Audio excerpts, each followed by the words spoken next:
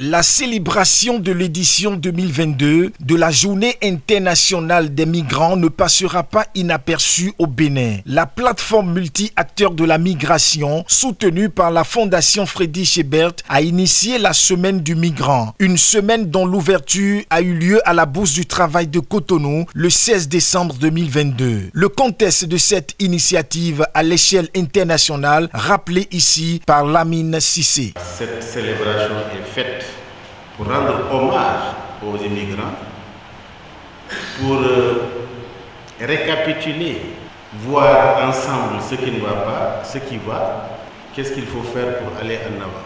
Parce qu'en réalité, le migrant, c'est quoi?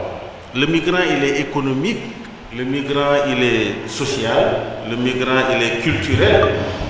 Donc cette journée que le monde entier célèbre est extrêmement important parce que sans la migration, nous n'allons pas nous retrouver ensemble ici. Sans cette migration, il n'y aura pas de brassage social, il n'y aura pas d'échange dans le monde.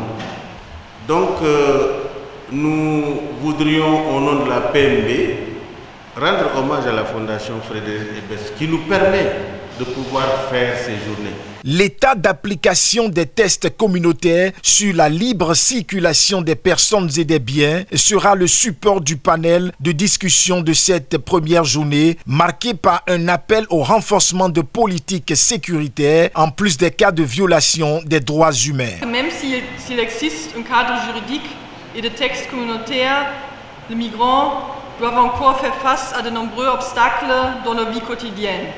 Ils restent vulnérables aux violations des droits de l'homme. Ils se trouvent souvent dans des situations précaires. Les femmes migrantes sont confrontées à d'autres défis fondés sur le statut de migrant ainsi que sur le sexe. Il y a des défis migratoires spécifiques liés au trafic. Donc bref, le thème de migration, de mobilité et de libre circulation est à la fois très pertinente et très complexe. Elle offre de nombreuses opportunités, mais pose en même temps de nombreux défis.